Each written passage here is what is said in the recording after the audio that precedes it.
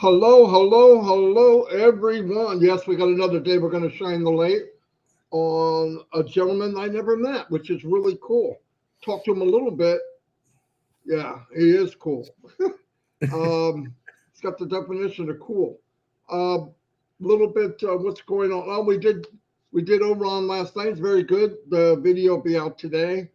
Um, we know what's going on. That Ash is working on things for like a reboost here, and I think I'm really excited over that. I think we're about to rock and roll pretty soon, and I can't wait. In the meantime, we want to shine the light on people and get to know everybody. Hold on, my live came on my YouTube loud, and I couldn't hear myself. So what we're going to do is today we're going to introduce a gentleman named Shane Rust. He's done a lot of posts on what Facebook, Chris, I guess. Anyway, I'm going to turn over to Chris. He's going to introduce Shane, and we're going to let him have the show. Go ahead, Chris. Well, good morning, Mr. DeGarmo. Good morning, Shane in the background. With a name like Shane Rust, you can see I'm supporting my cowboy hat, and it's crooked. And this guy comes on. And before you bring him on, he's a cowboy. We've never had a cowboy before, and he's got some pretty cool stuff he's going to tell us. If you look at his hat, that's the proper way to wear his hat. Mine's all over. But I want to read something that he made a post that really caught my attention about who he is. No one, and I mean no one, is better than anyone else. And my heart is sad for those who think they are.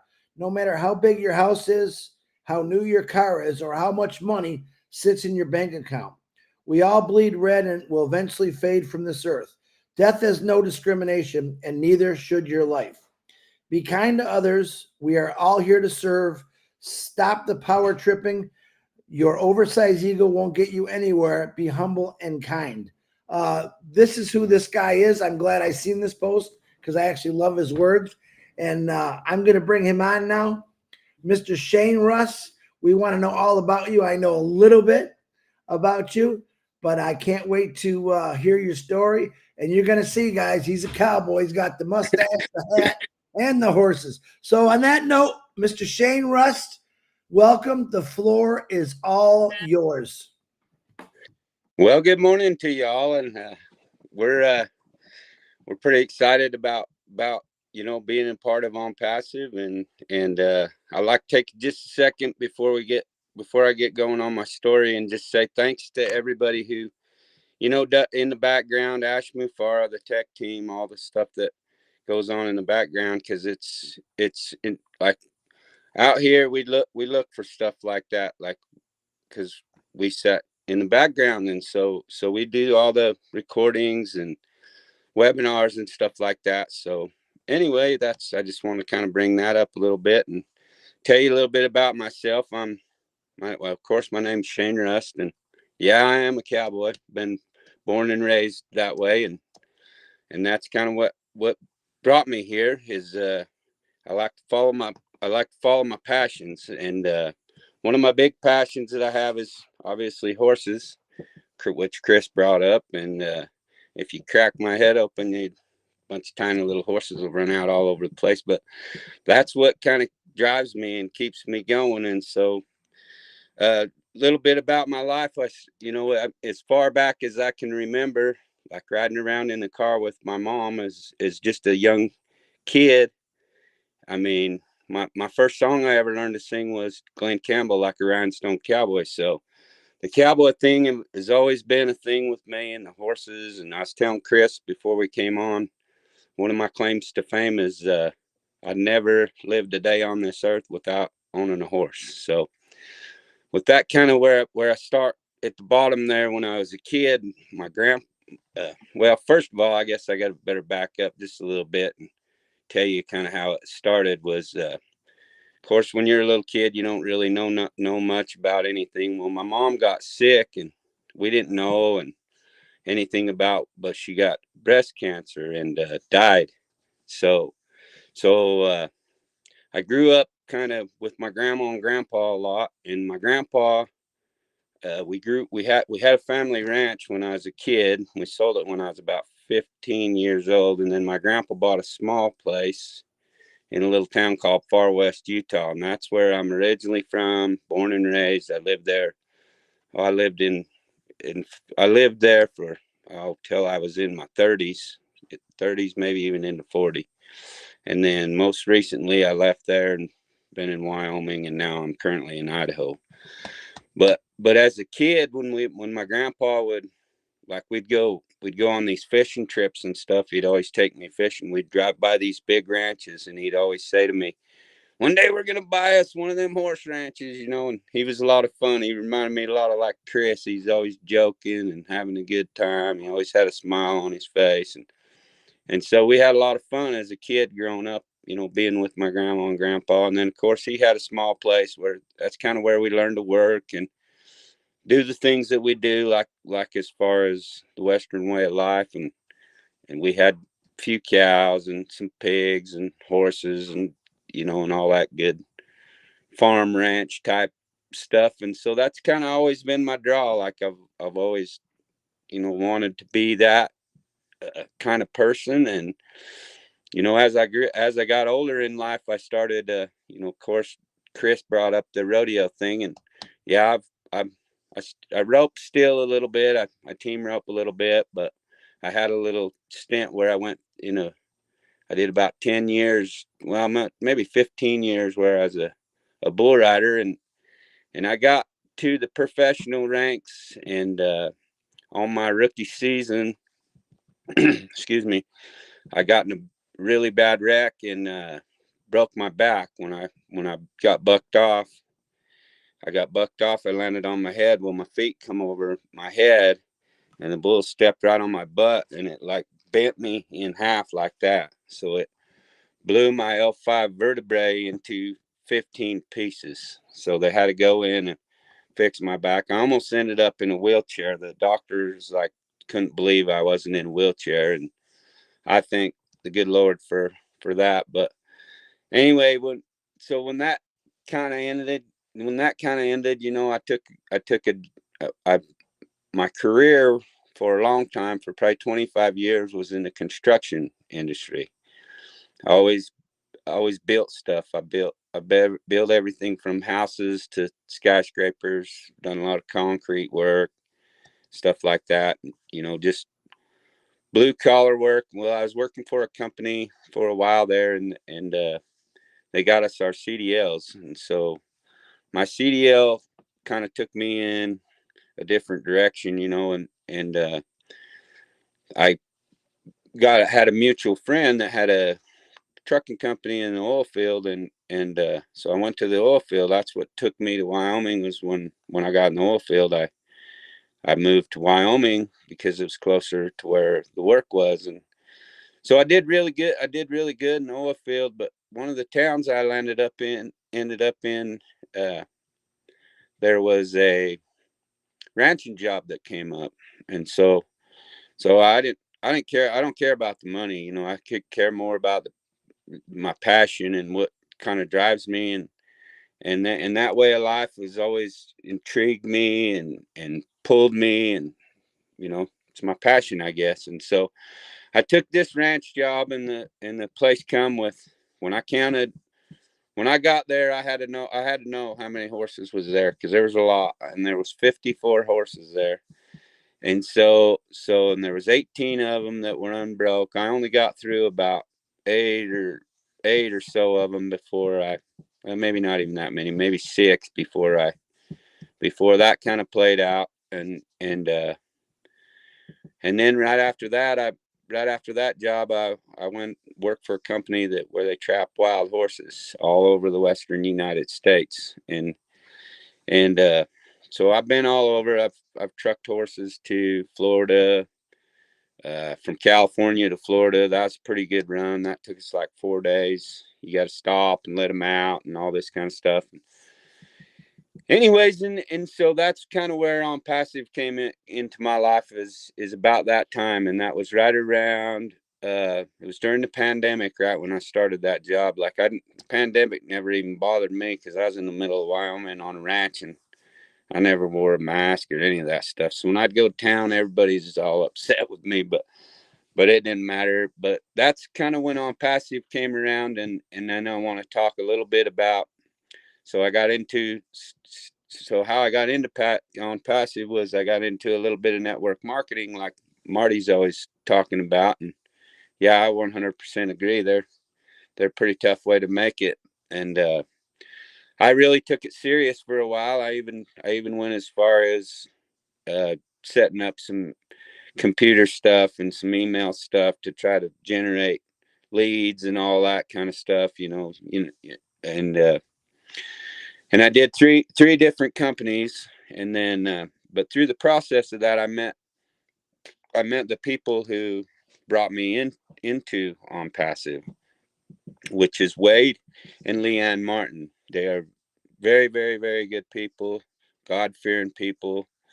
But anyway, we just connected. We was in Las Vegas at one of the conventions for the company we were promoting for at the time, and anyway, we got to know each other pretty good, and they were fun. We had a good time. We spent the whole weekend together, and then anyways, I'm just working on the ranch. One day my phone rings, and it's Wade, and he asked me if I'd be interested in doing any more network, that type of stuff. And I was like, nah, man, I'm done with that. Like it kind of, all that stuff had played out. You just pay every month. You got to pay your auto ship. And, basically it costs you money instead of making money. And some of them people make money, but I think they take their big groups of people with them from company to company to company, and they make 10, 30, 40 grand, whatever it is. And then they move on.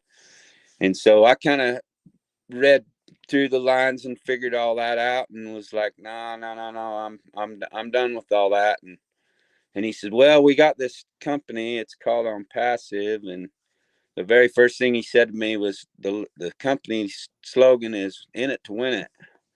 And I'm like, oh yeah, well, what is it? And they started explaining it to me a little bit, and I was like, yeah, send me a link and stuff. I'll check it out, like, because I never turn down an opportunity to, especially when it comes to making a little bit of money. and at first, that's kind of how it started. It was like I think it's going to be real good. It's automated, all this stuff. And I'm like, yeah, sure. Shoot me a link and I'll check it out. So the link they sent me was to Marty DeGarmo, Mike Ellis, and I believe Dan Street. And they were doing videos back then. And I ended up, I think it was my ex-wife now, but back then my wife, I think she had pneumonia or something like that. And I ended up taking her to the emergency room. Well, during the pandemic, they wouldn't let you go in there. So I was just sitting out in the car, and it's wintertime in Wyoming. It was colder than blazes. And so I just sitting in the car with the heater on, and I turned that video on. That Leanne had sent me. I'm like, I'll go check this out. So I watched the whole thing, and then I was like, wow. And they kind of went over a little breakdown of how the company worked and where they were going and what they were doing, and so I watched it the first time, and then I started thinking about it. Man, I'm gonna check that out. I might do that. And I watched it again, and no, I'm gonna do that. And so then I watched it again, and I'm like, man, I got to call Leanne. So I called her, and she wasn't around or whatever. And so later that evening, she called me back, and I said, just give me like your personal, how you feel about what's going on. And she just said, well, one of my nieces introduced us to it, and we've been looking into it, and we just have a really good feeling, like as far as we prayed about it and all this stuff, and we have a really, really good feeling about where the company's going, what it's doing. We don't know when they're going to launch. She explained all the stuff to me, like, so that I wasn't expecting something crazy. And I'm all, well, you think it's going to go? And she's like, I really think it's going to go. So I just jumped in. I just threw my skin in the game. And then I started watching all the webinars, all the roundtables and leadership council, all that. I've been engaged pretty heavy for the whole time, even though I chose to stay in the background just because I was super, super busy in my life at the time when I got in, and I didn't understand everything for a while. And then, so I was telling Chris when I was doing a bunch of tractor work in the winter, because, you know, it's cold in Wyoming and you don't want to be outside. So we were doing a bunch of tractor work. So I had the radio, I had my phone Bluetooth to the radio, listening to webinar after webinar after webinar, and Ash would come on, and just like some of the things he said that really stood out to me was like one of the ones that I liked was every founder should be able to live their you know, make enough of an income to live your passion. And right there, man, I was hooked, because like I was telling Marty and Chris before I come on, I mean, if all I had to do every day is get up and go get on my horse and ride, I'd never work a day in my life, and I'd be the happiest man in the world. And so I've always strived to kind of get to that point, to where that's my life, you know. And construction and a few other things have taken me in different directions. Right now I have a little trucking company where I'm running a hot shot company. I deliver parts for cat machinery, and that's currently what I'm doing right now. And like, times are real good as far as that goes, but like I revert back to like some of the things that Ash has said to us, like going to the top. We had no idea. Your ears are gonna pop and all this stuff, and then all of a sudden here's Burj Khalifa. And by the way, I want to go to the top of the Burj Khalifa, just so everybody knows. And so then, and you start listening to everything he says. Well, everything that he's said, as far as I can tell, to my knowledge, has come to fruition. And so I just start getting more and more and more into it. And it was probably a year or so before the light bulb really came on, like how big it was, you know, like, man, this thing's huge. This thing's bigger than anything I've ever been involved with, you know. And especially if you look at all the mechanics of how it works and how everything's all linked together, and the 100% for your first sale. I mean, it's going to go viral. It's going to go crazy. And I know that, but mostly like just the journey from then till now. I mean, I look back and I didn't do as much as some of the other people and stuff. And that was a choice. Just because I had a lot of other things going on in my life. And so I've made those choices just to kind of sit in the background and watch and pay attention. And I've made a few predictions of my own as far as ONPASSIVE is concerned. I truly believe it's going to be a worldwide phenomenon. And I've said that publicly to the people that, because I got a few people around me. I got 10 or 15 people around me that I've told, you got to get in, you know, you got to check it out. And so I got some people waiting in the pipeline just to jump in when we start going again here. But man, I feel like when they flip the switch, we're going to go places we never dreamed of. And that's kind of why I'm here. Is my dream, and one of my goals is to own my own place, like my own ranch, I don't know. I've kind of made a few predictions in my life. Like at one point, I wanted to be the biggest beef producer in the lower 48, you know, but nothing's impossible. You got to look at it as a way of you know, whatever you want, you go for. And so the way of life that I want to live is just the ranching farm community, you know, because if they take our food source away, we're in big trouble. The world's in big trouble if they get a hold of our food source. And so, and another thing I was going to say about, you know, wanting to buy ranches and stuff like that is, anytime a ranch goes up for sale here in the last few years, the people from China are buying them. And I mean, they buy them so fast, they're not on the market for 1 or 2 weeks and they're gone. And so people got to wake up and realize, you know, we all got to stick together and get together and figure out how we're going to keep our food source going, because without a food source, we're in big trouble, you know. And then on the other side of stuff like that, like the invention side, Chris has got Old Bless, and I've watched when he used to do that deal. I think it was on Tuesdays or Thursdays. He had an Old Bless deal, and there was all kinds of people that came on there with entrepreneurial ideas, and I have a few myself that kind of pertain to ranching and farming and stuff like that. And so as we move forward, I mean, I'm going to use the resources like that as far as to use my I'm not creative side of my mind, you know, because we're more than just a cowboy. We do all kinds of different things. I basically try to do whatever it takes to make the world go around in my little world. And yeah, I'm kind of starting to stumble over where I'm going. I was excuse me, I was all practiced up, but that's all right. I think I've kind of said, you know, give a basic overview of my life and where I want to go with ONPASSIVE. My main number one goal for ONPASSIVE is to help people, because I believe if the more people you help, the more you get back. And I don't know, one of my other sayings I really like is givers gain and takers lose.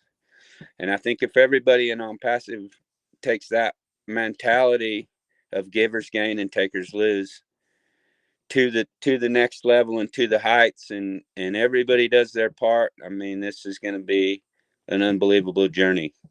And I'd like to thank Chris and Marty for having me on, and hopefully y'all got to know me just a little bit better. I'm going to step out of the shadows a little bit more and try to be a little bit more involved. And anyway, we pray for Ashmufara every day. We pray for all the leaders and everything that's going on, that we just have the strength to get through the hills and valleys we're going through right now. And then when they flip the switch, it's game time. Anyway, that's all I got. I hope it was enough. You Thank you, did guys. fantastic, Shane. That was fantastic. I want to buy a ranch now. Are you kidding? No, I've always loved that kind of lifestyle. Yeah, very good, Shane. Unbelievable. I'm so glad we met you. And yeah, you can't hide now. We know who you are. So we can come get you. I gotta give you a big yeehaw, man. I want to Yeah. put in my spurs and find me a horse, and we're gonna have a bonfire like Blazing Saddles and eat some beans, and woo, we'll have a good time. Blazing Saddles, yeah. Yeah, that's well. Funny thing you say that is, we go to the mountains and ride all the time, and we take cans of chili so we can make them on the fire, and we go build a fire, and that's what we do, and we have fun. Me and my buddies, we do it all the time.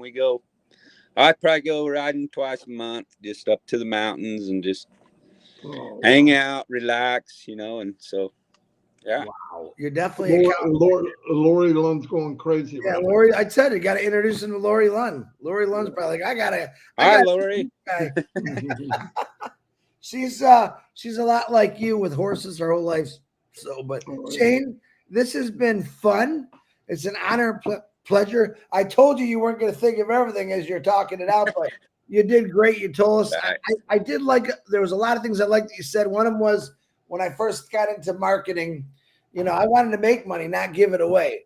I think you made a really good point. I think everyone says when they first come in here, now, man, I don't want to do one of those again. And then you looked at it, you watch videos, it catches you, and you stuck with it. So I'm glad you stuck with it, because I hope to ride with you someday. And I hope to have one of those bonfires with the beans and the chili, because that will turn into a nightmare, but it'll be a lot of fun.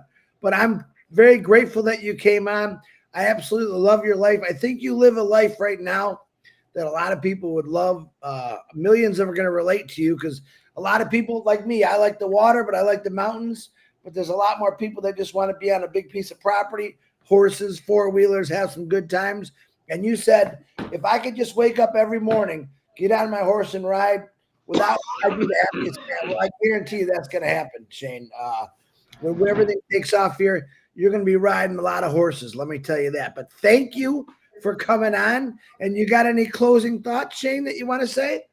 Man, my brain is going a million miles an hour, but yeah, I just want to say thank you to everybody that, everybody that helps with the company and everything, and of course you guys are awesome. I make sure, I've been engaged with this deal for going on 3.5 years now, and so I'm just excited to get it all going, and I can't wait till they flip the switch, because there's going to be a lot of when I explain it to people, I said, well, I ain't going to have to explain it for very much longer. You're going to know, and when you know, you're going to come to me, and you're going to be like, because I understand how big it is. I've used my imagination, and I understand how big it is, and if you just stop for 5 minutes and think about everything that's going on, this thing is massive.